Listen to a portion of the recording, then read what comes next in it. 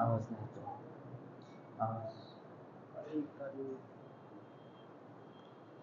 السلام عليكم ورحمة الله وبركاته.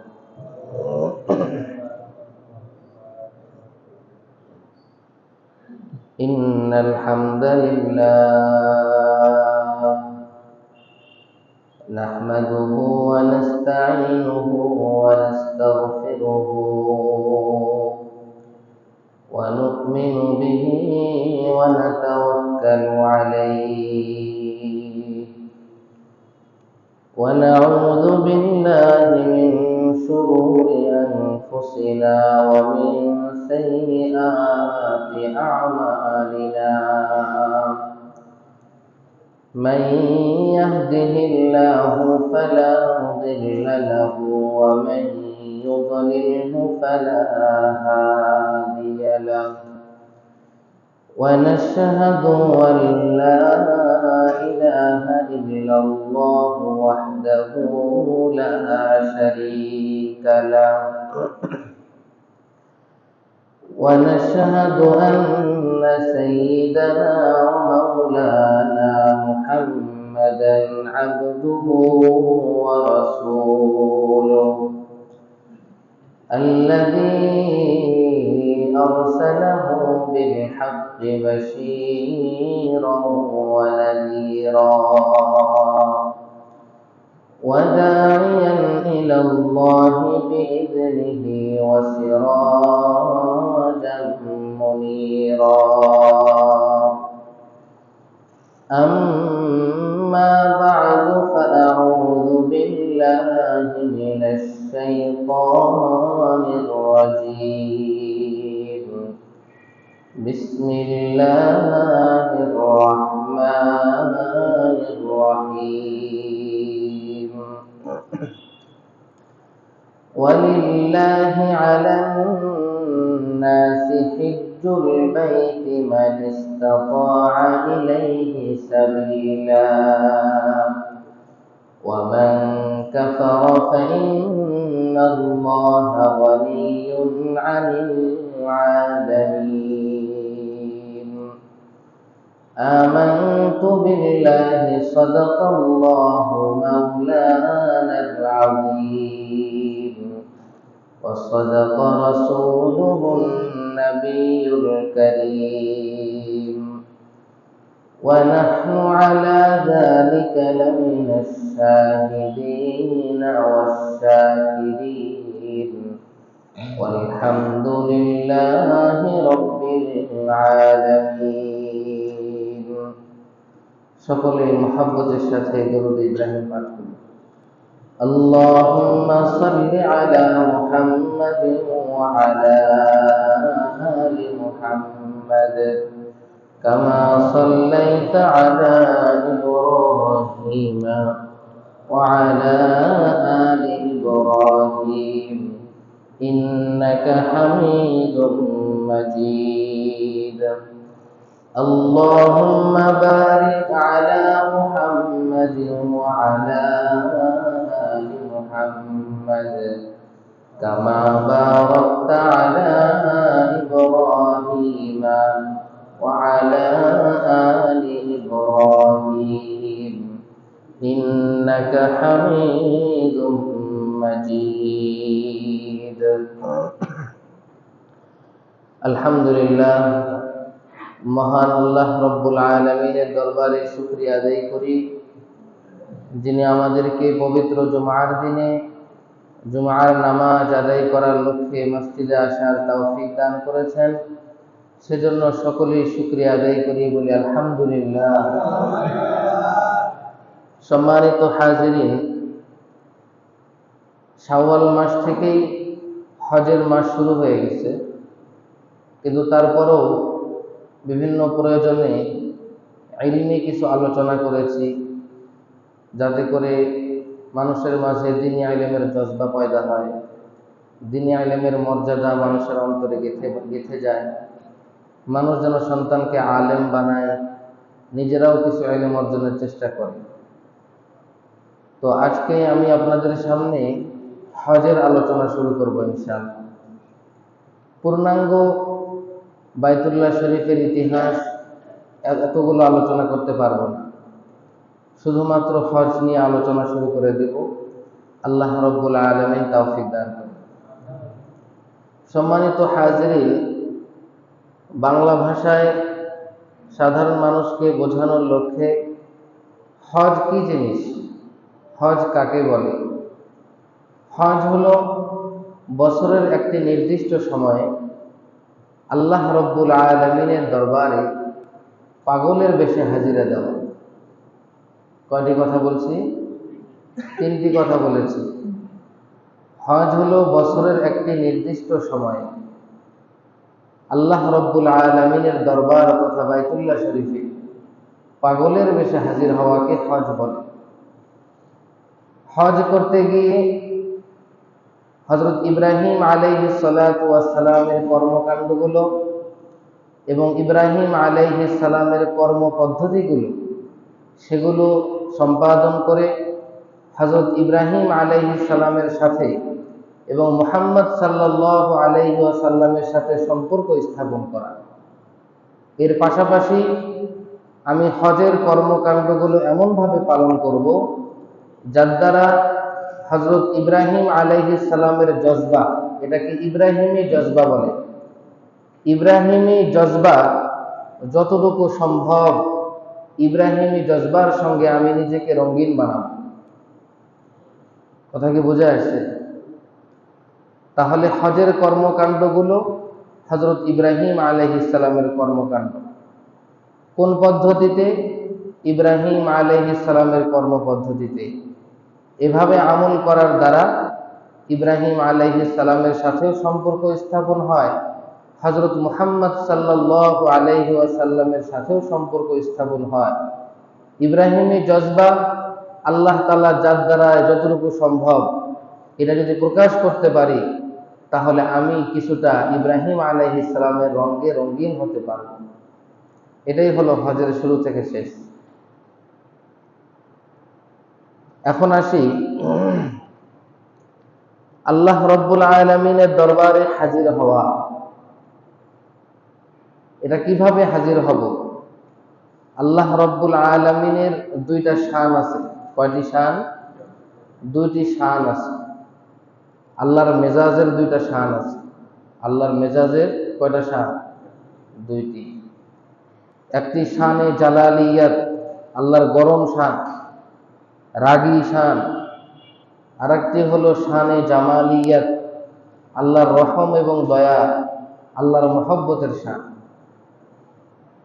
আমি আল্লাহ রাব্বুল আলামিনের দরবারে, আল্লাহ যেমন রাগী, সে রাগ হওয়ার কারণে রাগী মানুষের সামনে যেভাবে যায় সেভাবে যাব, নাকি দয়ালু আল্লাহ, মেহেরবান আল্লাহ, এই মেজাজকে লক্ষ্য রেখে আমি আল্লাহর সামনে সেভাবে উপস্থিত হব? কোনভাবে? এটি একটি ব্যাখ্যার মাধ্যমে আমরা আলোচনা করতে পারি। আল্লাহ রাব্বুল আলামিনের যে শানে জালালিয়াত, গরম শান, রাগী শান, এই শানের তাকাজা কি? এই শানের চাহিদা কি?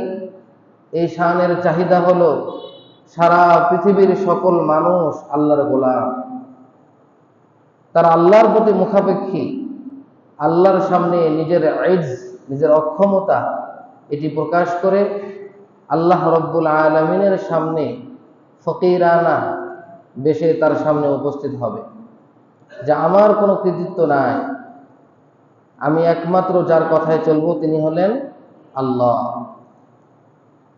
আল্লাহ রাব্বুল আলামিনের যদি শানে জালালিয়াত এবং আহকামুল হাকিমিন, সমগ্র বিচারকদের বিচারক, শাহেন শাহে কুল, তিনি সমস্ত মাখলুকাতের বাদশাহ, সকল মাখলুকাতের তিনি মালিক, সকল মাখলুকাতের তিনি বিচারক, এবং আল্লাহ রাব্বুল আলামিন তিনি আহকামুল হাকিমিন। তার সামনে যেভাবে উপস্থিত হতে হবে সেখানে আমি কিছুই না, আমি নগণ্য বান্দা। আল্লাহ রাব্বুল আলামিনের এই শানে জালালিয়াতের তাকাজায় আমরা দুইটি কাজ করি। কয়টি কাজ? দুইটি কাজ করি। একটি হলো আমরা নামাজে আসি, আরেকটি হলো আমরা যাকাত প্রদান করি। আমি কি বোঝাতে পারছি? ফ্যানটা বন্ধ করেন না।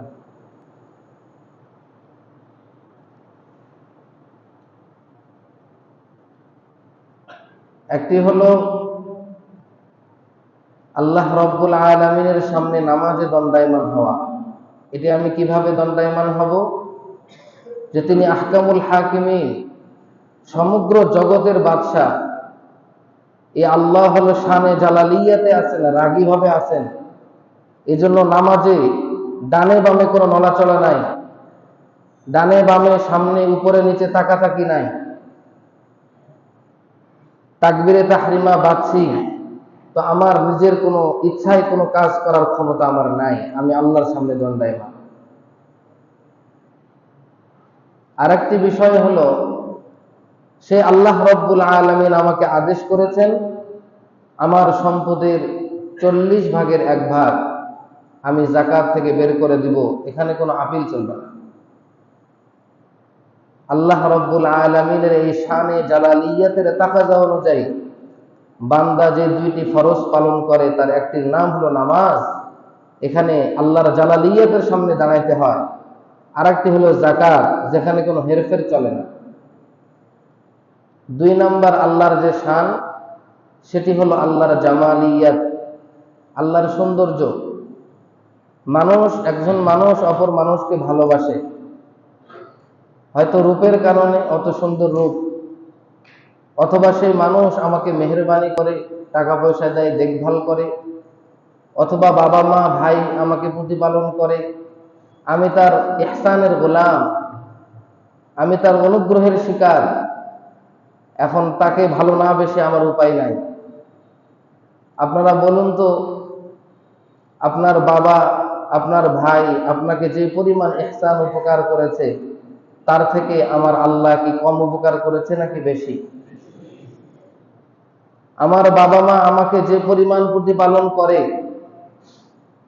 দুধ খাওয়ায়, পায়খানা পেশাব পরিষ্কার করায় দিয়ে, ঘুমায় দিয়ে, চিকিৎসা করে, তিলে তিলে প্রতিপালন করে যে আল্লাহ বড় করলেন, সে আল্লাহ রুবুবিয়্যাত প্রতিপালন বেশি বড় নাকি আমার বাবা মার প্রতিপালন বেশি বড়? আল্লাহর প্রতিপালন অনেক বেশি বড়। এজন্য আল্লাহ রব্বুল আলামিন এত বড় মেহেরবান, এবং আল্লাহর সৌন্দর্যের কোনো অভাব নাই। জান্নাতে যত নিয়ামত বান্দা পাক না কেন, আল্লাহ রব্বুল আলামিনের দিদার, আল্লাহর দর্শন, আল্লাহকে দেখার মতো সুন্দর জান্নাতে কোনো নিয়ামতই নাই।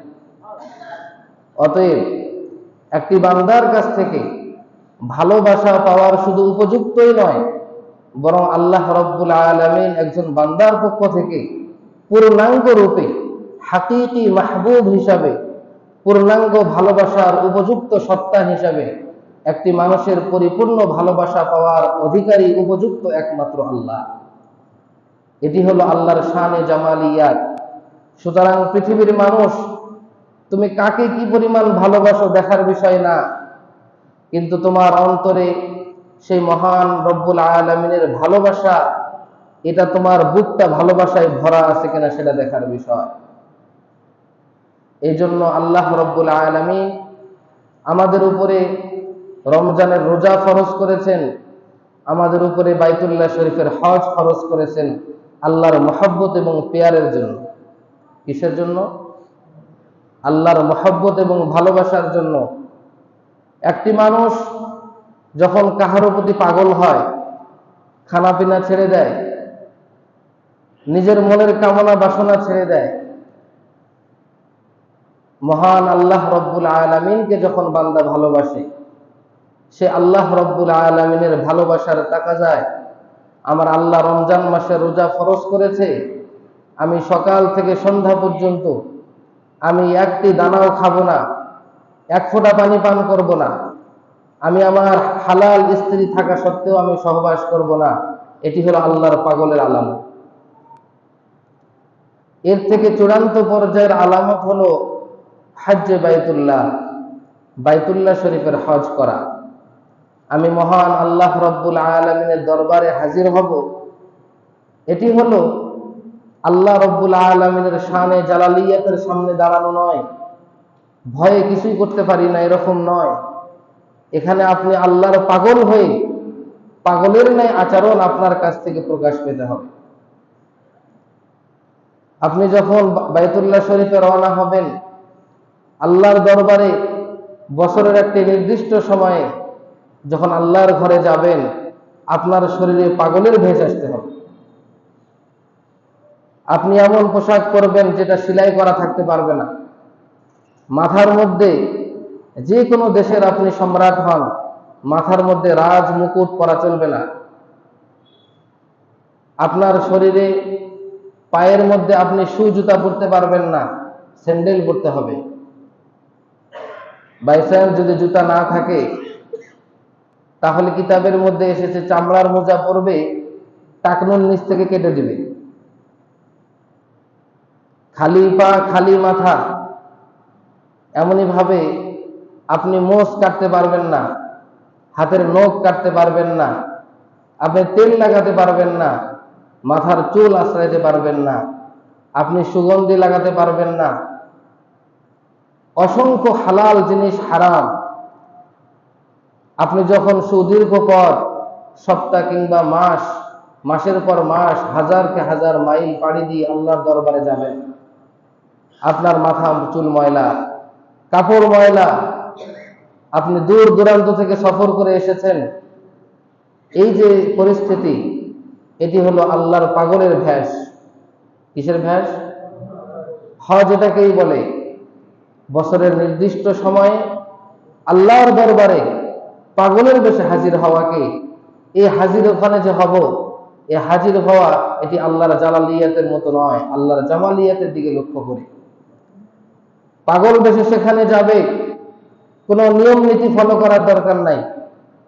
সেখানে গিয়ে আল্লাহর ঘরকে চুম্বন করবে, হাজরে আসওয়াদকে চুমা খাবে, আল্লাহর ঘরের চৌকাঠকে ধরে কানবে, আল্লাহর ঘরের দেওয়ালকে চুম্বন করবে, আল্লাহর ঘরের চতুর্পাশে পাগলের মতো দৌড়াবে, মুলতাজামকে পাকড়ায় ধরবে, সাফা মারওয়ায় দৌড় দিবে, মক্কার বাহিরে মিনা, মুজদালিফা, আরাফা, চাটিয়াল ময়দানে পড়ে থাকবে। এটার নাম হলো হজ। এই আল্লাহর পাগল, আল্লাহর প্রেমিক, এটার খেলা হলো হজ। আমি আপনাদেরকে বোঝাতে পেরেছি?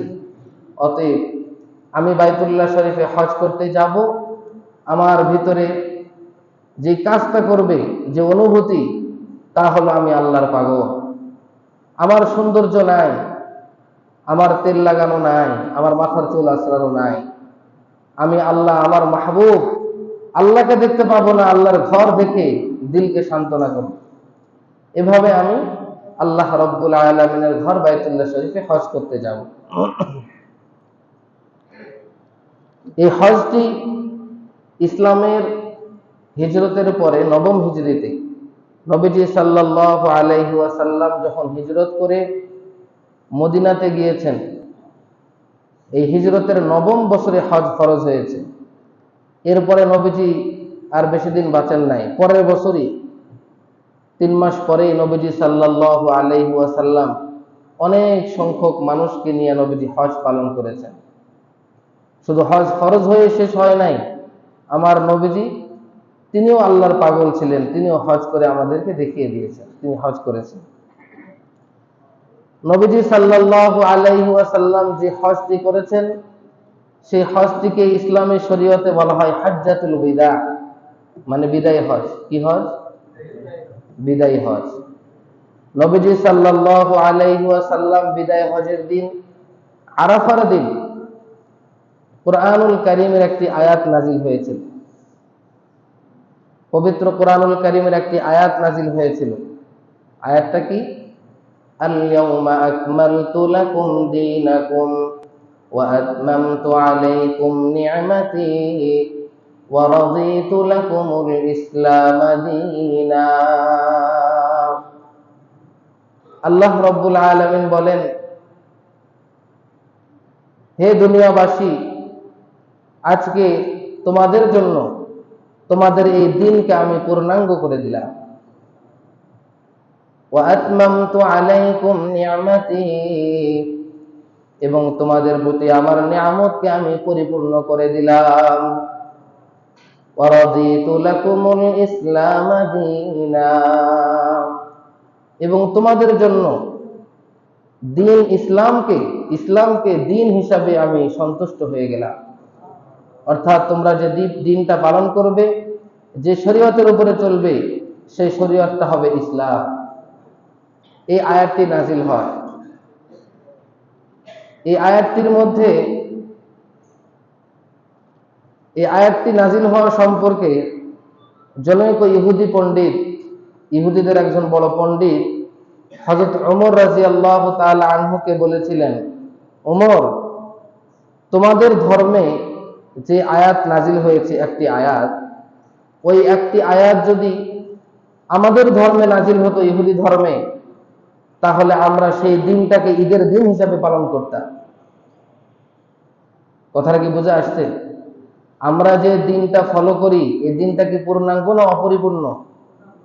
কিয়ামত পর্যন্ত যে কোনো ভাবে, যে কোনো পদ্ধতিতে, যে কোনো যুগ আসুক না কেন, সেই যুগেই এই ইসলাম পূর্ণাঙ্গ উপযুক্ত, এর মধ্যে কোনো সন্দেহ নাই। এরকম পরিপূর্ণ একটা দিন, যা কিয়ামত পর্যন্ত হাজার হাজার হাজার বছর পরও যদি কিয়ামত হয়, তারপরেও এই দিন ইসলামটা পরিপূর্ণ উপযুক্ত হিসাবে থাকবে, এরকম কোনো দিন আমাদের পূর্বে যায় না।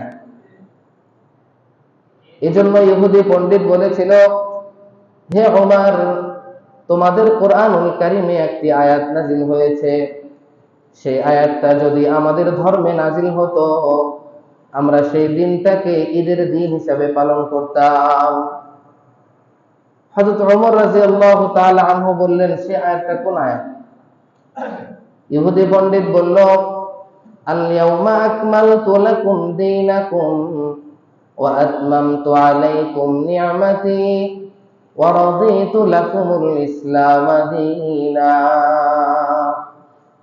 যে আজকের দিনে আমি তোমাদের এই দিনকে পরিপূর্ণ করে দিলাম, আমার নিয়ামত তোমাদের উপরে পূর্ণাঙ্গ করে দিলাম, এবং তোমাদের জন্য ইসলামকে দিন হিসাবে আমি পছন্দ করলাম।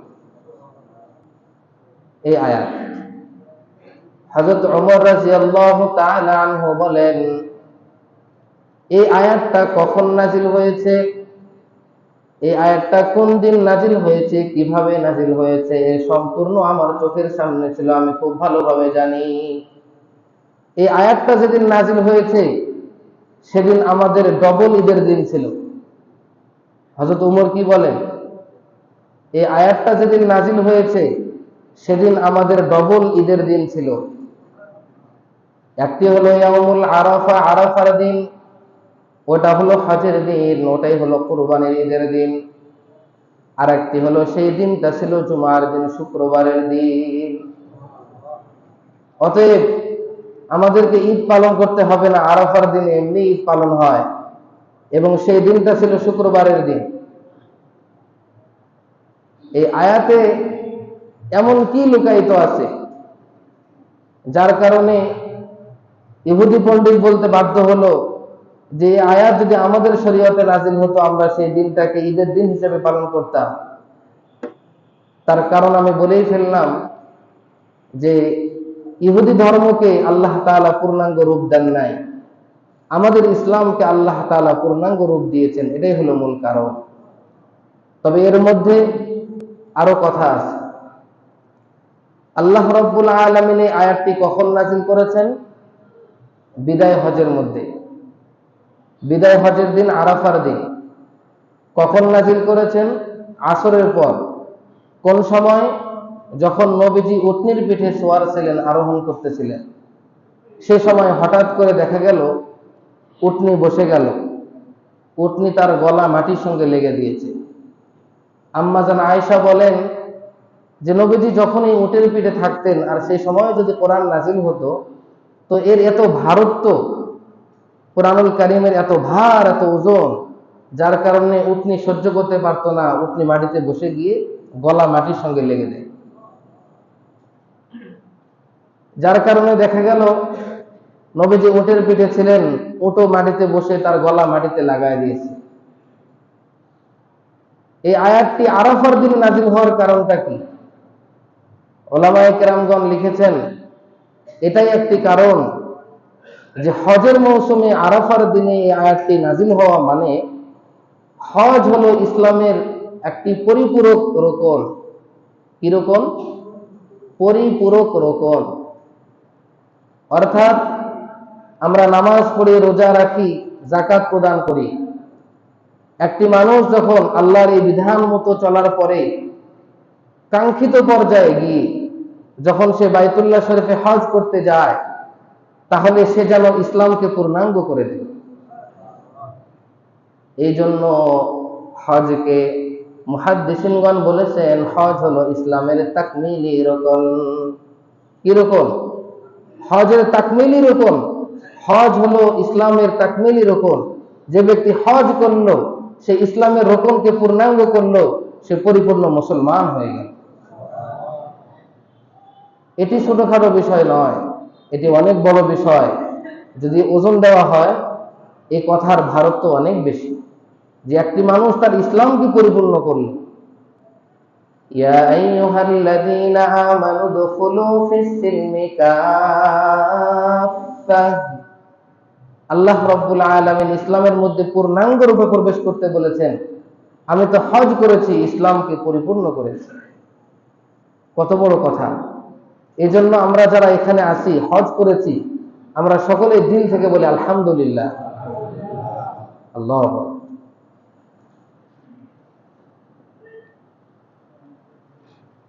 اليوم أكملت لكم دينكم وأتممت عليكم نعمتي ورضيت لكم الإسلام دينا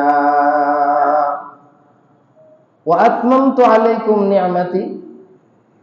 আমি তোমাদের উপর আমার নিয়ামতকে পরিপূর্ণ করে দিলাম। মানে তার মানে উলামায়ে কেরামগণ কিতাবে লিখেছেন, যখন একটা মানুষ হজ করে ফেলল, হজ তার সমস্ত আদব শর্তগুলোকে লক্ষ্য রেখে সে ব্যক্তির যদি হজ্জে মাবরুর নসিব হলো, হজ্জে মাবরুর যদি তার নসিব হয়, তাহলে কিতাবের মধ্যে এসেছে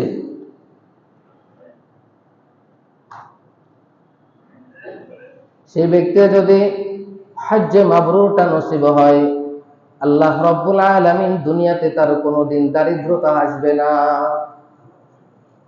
আল্লাহ রাব্বুল আলামিনের মেহমান হিসাবে, আল্লাহর পক্ষ থেকে উপঢৌকন হিসাবে দুনিয়াতে সে ব্যক্তি কোনোদিন দরিদ্র হবে না। আল্লাহ রাব্বুল আলামিন তাকে আরো কিছু পুরস্কার দিবেন। সর্বশেষ পুরস্কার হলো আল্লাহ রাব্বুল আলামিন এই হজ্জে মাবরুরের ওসিলায় তার জন্য জান্নাতের ফয়সালা করে দিবেন।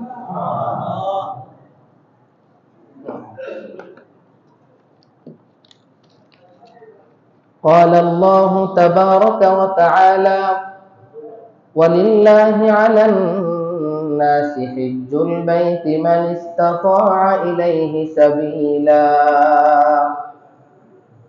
আল্লাহ রাব্বুল আলামিন বলেন ওয়ালিল্লাহি আলান নাস,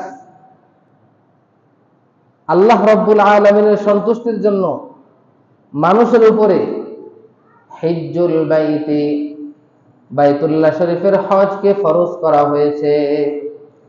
কার জন্য? মান ইসতাতা ইলাইহি সাবিলা।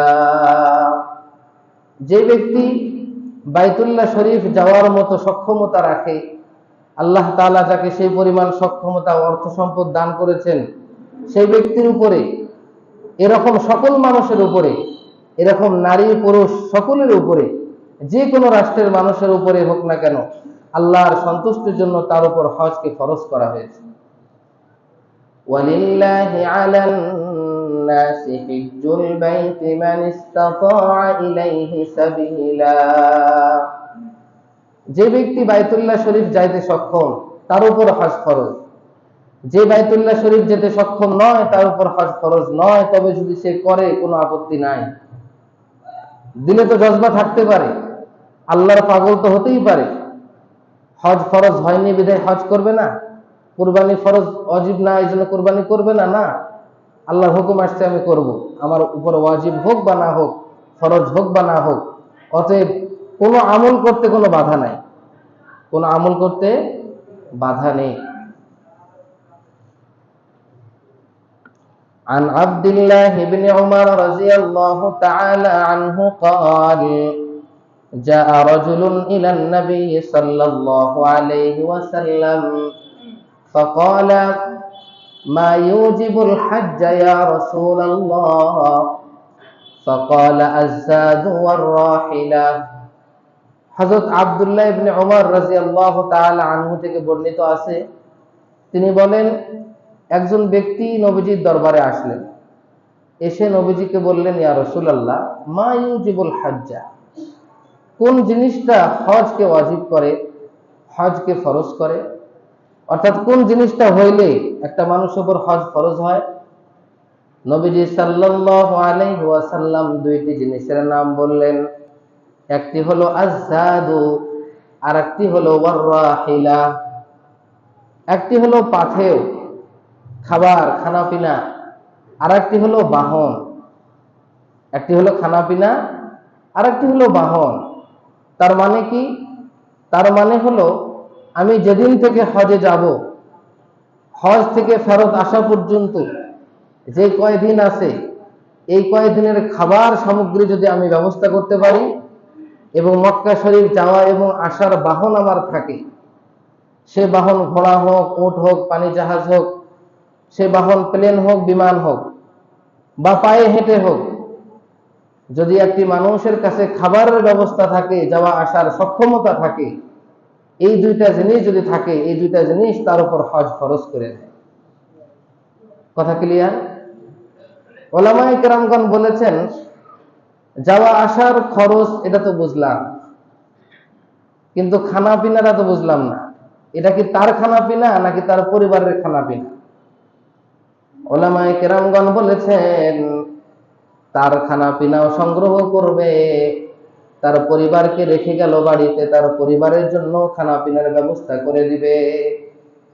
যতদিন পর্যন্ত হজ থেকে ফেরত না আসছে, এতদিনের খাবার নিজেরটাও ব্যবস্থা করে নিয়ে যাবে, পরিবারকেও ততদিনের খাবারের টাকা পয়সা দিয়ে চলে যাবে। এই দুইটা জিনিস যদি থাকে তাহলে তার উপর হজ ফরজ। এখন আমরা দেখি, আমাদের যদি একটা আমাদের উপার্জনের স্থান থাকে, যে এই দোকান থেকে আমি উপার্জন করি, একটাই যদি থাকে, তাহলে এখানেই আপনি বুঝুন সারা বছর প্রত্যেক মাসে আপনার কত টাকা মাসিক খরচ, বাকি কত টাকা উদ্বৃত্ত থাকে, সেই টাকাটা আপনি একটু জমান। সেই টাকাটা কয়েক বছর জমাইলে যদি আপনার সেই পরিমাণ টাকা হয় যে আমি এটা দিয়ে হজ করতে পারবো, আপনার উপর হজ ফরজ। উলামায়ে কেরামগণ লিখেছেন একটা মানুষের সম্পত্তি আছে মনে করেন 50 শতক, 30 শতকের যে ধান হয়, ক্ষেত হয়, ফসল হয়, এটা দিয়ে তার চলে, বছর যায় বা 6 মাস যায়। বাকি 20 শতক জমির ফসল, সেটা যদি জমা করে সে যদি হজ করতে পারে করবে, অথবা এই 20 শতক জমিকে বিক্রি করার কথাও আসছে। 30 শতক জমির ফসল দিয়ে আমি চলতে পারি, অতিরিক্ত 20 শতক জমি বিক্রি করে যদি হজ করতে পারে তাহলে তার উপর হজ ফরজ। আমি কয়েকটি বাসার ভাড়া পাই, একটি বাসার ভাড়া হলে আমার চলে সংসার, আরেকটি বাসার ভাড়া এটা আমি জমা করি বা আমি উন্নতি করি, কাজে লাগাই, তাহলে উলামায়ে কেরামগণ বলেছেন ওই যে মাসিক খরচ বাদ দিয়ে যতটুকু টাকা তুমি জমা করছো, উন্নতি করছো, ওই টাকাটা জমা করে হজে যেতে হবে। আপনি যদি বলেন যে আমার আরো লাগবে, আরো কোনো সীমা নাই, আরো কোনোদিন গিয়ে থামবে না যে আর লাগবে না। আলহাকুমুত তাকাসুর হাত্তা যুরতুমুল মাকাবির। আলহাকুমুত তাকাসুর, প্রাচুর্যতা, আরো চাই আরো চাই, আধিক্যতা, এটা তোমাদেরকে ইলহা করে রেখেছে, পাগল করে রেখেছে, উন্মাদ করে রেখেছে। তোমরা শুধু আরো আরোর পিছনে ঘুরছো। এই আরোর পিছনে ঘুরবা কতদিন?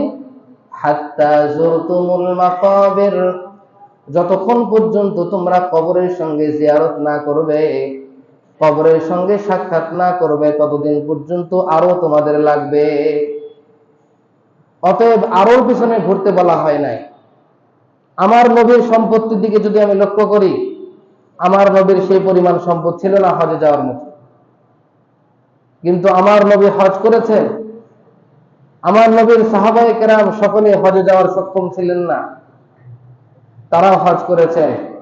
টাকার বিষয় না, আপনার ভিতরে আল্লাহর প্রেম কতটুকু আছে, আপনি আল্লাহর জন্য কতটুকু পাগল পান, এটাই হলো দেখার বিষয়। এই হজ আমাদের উপরে প্রত্যেক বছর ফরজ করা হয় নাই। নামাজ প্রতিদিন ফরজ, রোজা প্রত্যেক বছর ফরজ, যাকাত প্রত্যেক বছর ফরজ, হজ জীবনে একবার ফরজ। হজ জীবনে একবার ফরজ। সাহাবী জিজ্ঞাসা করেছিলেন, আকুল্লা আমিন ইয়া রাসূলুল্লাহ, হজ যে ফরজ করা হলো, প্রত্যেক বছর কি হজ করতে হবে নাকি? সে তিনবার নবীজিকে প্রশ্ন করেছে, নবীজি একবারও উত্তর দেন নাই। এক পর্যায়ে নবীজি বললেন, যদি লাউ কুলতু নাআম লা ওয়াজাবাত ওয়ালা মাসতাতাতুম, যদি আমি বলে ফেলতাম হ্যাঁ প্রত্যেক বছর ফরজ, তাহলে তোমাদের উপর ওয়াজিব হয়ে যেত, কিন্তু তোমরা প্রতি বছর পালন করতে সক্ষম হতে না। এই জন্য নবীজি আদব শিক্ষা দিলেন, আমি যতটুকু হুকুম করব অতটুকু যতখানি তোমার সাধ্য আছে পালন করো, বেশি প্রশ্ন করো না। পূর্ববর্তী নবীদের জাতিরা, নবীজি সাল্লাল্লাহু আলাইহি ওয়াসাল্লামের পূর্বে যত জাতি ছিল, ইহুদি জাতি, তারা তাদের নবীদেরকে, আম্বিয়াদেরকে, পয়গম্বরদেরকে অধিক প্রশ্ন করার কারণে ধ্বংস হয়েছে। এজন্য তোমরা দারুনি মা তারাকতুকুম ওয়া দাউহু মা নাহাইতুকুম, তোমরা আমাকে ছেড়ে দাও, আমি যতটুকু বলে ছেড়ে দিয়েছি ছেড়ে দাও, আর আমি যতটুকু করতে নিষেধ করেছি যত সম্ভব ছেড়ে দিবা। এই জন্য আমাদের উপরে হজ একবারই ফরজ। হজের শর্ত সারায়াত সম্পর্কে যদি আল্লাহ সময় দেয় আগামী সপ্তাহে হবে। তবে হজের কিছু, এই হজ যদি কোনো বান্দা ছেড়ে দেয়, একটি মানুষের উপর হজ ফরজ হয়েছে অনেকদিন আগে, হজ করতেছে না বাহানায়, বিভিন্ন বাহানা, ব্যবসা আরো উন্নতি হোক, আরো কয়েকটা প্রজেক্ট বাড়াই, বাড়ি করি, গাড়ি করি, বিভিন্ন আজেবাজে, মেয়েকে বিবাহ দেই, ছেলেকে পড়াচ্ছি, ছেলে বিদেশ যাবে, তার ফিউচার হবে, বিভিন্ন ধরনের চিন্তা ভাবনায় যদি হজকে পিছাই দিই তাহলে কি হবে? নবীজি সাল্লাল্লাহু আলাইহি ওয়াসাল্লাম বলেন, عن علي رضي الله تعالى عنه قال قال رسول الله صلى الله عليه وسلم من ملك زادا وراحلة تبلغه إلى بيت الله ولم يحج فلا عليه أن يموت يهوديا أو نصرانيا। হযরত আলী রাদিয়াল্লাহু তাআলা আনহু থেকে বর্ণিত, নবীজি বলেছেন, মান মালাকা যাদান ওয়া রাহিলাতান, যে ব্যক্তি মক্কা শরীফে যাওয়া আসার মতো খানাপিনা এবং যাওয়া আসার মতো বাহনের ব্যবস্থা করতে পারে, ও মান মালাকা যাদান ওয়া রাহিলাতান তুবাল্লিগুহু ইলা বাইতিল্লাহ, এতটুকু পরিমাণ খানাপিনা, এতটুকু পরিমাণ টাকা পয়সা যার দ্বারাই তুবাল্লিগুহু ইলা বাইতিল্লাহ, তাকে বাইতুল্লাহ পর্যন্ত পৌঁছাতে পারে, এতটুকু টাকা পয়সার যদি মালিক হয়, ওয়ালাম ইয়াহুজ্জা, আর সে হজ করলো না, ফালা আলাইহি আইয়ামুতা ইয়াহুদিয়ান আও নাসরানিয়া, সে ইহুদি হয়ে মরলো নাকি নাসারা হয়ে মরলো তাতে আমার কোনো যায় আসে না। ইহুদি হয়ে মরুক, নাসারা হয়ে মরুক, আজকে একটা বিপদে পড়লে, যখন আমি সুপ্রিম কোর্টে, হাইকোর্টে যাই, আমার উকিল ব্যারিস্টারের প্রয়োজন হয় আমার জন্য ওকালতি করার জন্য, আমার নবী বলতেছেন তার কোনো পরোয়া করি না আমি। কাল কিয়ামতের মাঠে আমি আপনি যে আমল করি এই দিয়ে পার পাওয়ার কোনো উপায় নাই। আমার নবীর সুপারিশ, আমার নবীর দয়া, আমার নবীর পক্ষ থেকে একটু মায়া, একটু ইহসান আমাদের দরকার আছে। দেখুন কি এই হাদিসের ব্যাখ্যায় উলামায়ে কেরামগণ কি বলেছেন। এই হাদিসের ব্যাখ্যায় উলামায়ে কেরামগণ বলেছেন, যে ব্যক্তি হজ করলো না সে ইহুদি নাসারার মতো মরবে। মুশরিক যারা শিরিক করে তাদের মতো মরবে না এটা বলে নাই। কেন? আরবের যারা মুশরিক ছিল, মূর্তি পূজা করত, শিরিক করত, তারা পর্যন্ত হজ করত। মক্কা শরীফে আমার নবী যখন জন্ম হয়েছিল, আবির্ভূত হয়েছিলেন, নবীজি নিজেও দেখেছেন এই কাবা শরীফ উলঙ্গ হয়ে মুশরিকরা পূজা করছে। কাবা শরীফের ভিতরে 360টি মূর্তি ছিল। তার মানে মুশরিকরাও বাইতুল্লাহ শরীফের তওয়াফ করত, মুশরিকরাও হজ করত। আমি কোন দুর্ভাগা, আমাকে আল্লাহ টাকা দিয়েছে, অর্থ সম্পদ দিয়েছে, সক্ষমতা দিয়েছে, আমি এখনো হজ করতে পারি নাই। ফালা আলাইহি ইন শাআ আন ইয়ামুতা ইয়াহুদিয়ান আও নাসরানিয়া, সে ইহুদি হয়ে মারা যাক কিংবা নাসরা হয়ে মারা যাক, তাতে আমার কোনো পরোয়া নাই, আমি সেটার কোনো পরোয়া করি না। এখন কথা হলো, মুশরিকরা কি করত? হজ করত। পক্ষান্তরে আল্লাহ রাব্বুল আলামিন কুরআনুল কারীমের অন্য জায়গায় বলেছেন, আকিমুস সালাতা ওয়া লা তাকুনু মিনাল মুশরিকিন, তোমরা নামাজ কায়েম করো, মুশরিকদের মতো হয়ো না। ওয়া লা তাকুনু মিনাল মুশরিকিন, মুশরিক হয়ো না। নামাজ কায়েম করো, মুশরিক হয়ো না। হজ না করলে ইহুদি নাসারা হচ্ছে, আর নামাজ না পড়লে মুশরিক হচ্ছে। কথাটা বুঝে নেবে। হজ না করলে ইহুদি হচ্ছে, নাসারা হয়ে যাচ্ছে, খ্রিস্টান হচ্ছে, আর নামাজ না পড়লে মুশরিক হচ্ছে। তার মানে কি? আমাদের পূর্ববর্তী জাতি উম্মত তারাই ছিল, নামাজ পড়তো না, হজ করতো, এরা হলো মুশরিক। এই জন্য আল্লাহ তাআলা কোরআনে বলেছেন, আকিমুস সালাহ ওয়া লা তাকুনু মিনাল মুশরিকিন, সালাত কায়েম করো, মুশরিকদের অন্তর্ভুক্ত হয়ো না। তার মানে মুশরিকদের মধ্যে যে খারাপ গুণ, বেনামাজি হওয়া, ওটা তোমার ভিতরে যেন না আসে। আর হজ ফেলে দেওয়ার কারণে, হজের ফরজিয়াতকে নষ্ট করার কারণে ইহুদিদের ভিতরে যে বদ খাসলাত ছিল, তারা হজ করতো না, ইহুদিদের খাসলাত যেন তোমার ভিতরে না আসে। আমাদেরকে একটা আদর্শ জাতি, আমাদেরকে একটা আল্লাহ তাআলার উত্তম বান্দা আল্লাহ বানাতে চায়। কথা কি বুঝে আসছে? সময় আছে না?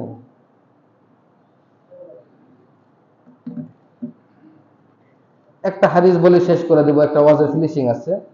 হযরত আবু হুরায়রা রাদিয়াল্লাহু তাআলা আনহু থেকে বর্ণিত, নবীজি সাল্লাল্লাহু আলাইহি ওয়াসাল্লাম বলেছেন, মান হাজ্জা ওয়া লাম ইয়াফসুক রাজাআ কায়াউমিন ওয়ালাদাতহু উম্মুহু। কোরআনুল কারীমেও আছে এমনটি, এই সমস্ত শব্দ দিয়ে, মান হাজ্জা লিল্লাহ ফালাম ইয়ারফুস ওয়া লাম ইয়াফসুক রাজাআ কায়াউমিন ওয়ালাদাতহু উম্মুহু। জীবনে কত পাপ করলাম না, কত চগলখড়ি করলাম, কত গীবত করলাম, কত কথা লাগাইলাম, কত মানুষের সম্পদ আত্মসাৎ করলাম, কত আল্লাহর অবাধ্যতা করলাম। এই গুনাহগুলো তো মাফ করার দরকার আছে, নাকি দরকার নাই? এই গুনাহগুলো মাফ করার দরকার আছে। আদব শর্তের রিআয়াত করে, হজের আদবগুলো ঠিক রেখে, কোনো ব্যক্তি যদি গুনাহের কথা না বলে, গুনাহের প্রতি দৃষ্টি না দিয়ে, মানুষের সঙ্গে সদ্ব্যবহার করে, সুন্দর শর্ত শারায়েতকে লক্ষ্য করে যে হজটা করতে পারে, নবীজি বলেছেন সে ব্যক্তি হজ থেকে এমন ভাবে ফিরে আসে কেমন জানি তার মা আজকে তাকে প্রসব করেছে। তাহলে নবমৌলুদ বাচ্চা যে আজকে নতুন আবির্ভাব হয়েছে, আজকেই ভূমিষ্ঠ হয়েছে, এই ভূমিষ্ঠ বাচ্চা, আজকেই ভূমিষ্ঠ বাচ্চা, সদ্য ভূমিষ্ঠ বাচ্চার ন্যায় সে ব্যক্তি নিষ্পাপ হয়ে আল্লাহর ঘর থেকে ফিরে আসতে পারে। এই জন্য আল্লাহ রাব্বুল আলামিন আমাদেরকে হজ কি জিনিস, হজের তাৎপর্য বুঝে, হজের ফজিলত বুঝে, হজের শর্ত শারায়েতকে লক্ষ্য করে আল্লাহ তাআলা হজ করার তৌফিক দান করুন। ওয়া মা তাওফীকি ইল্লা বিল্লাহ। আমরা যারা সুন্নত পড়ি নাই, সুন্নত পড়ে নিই।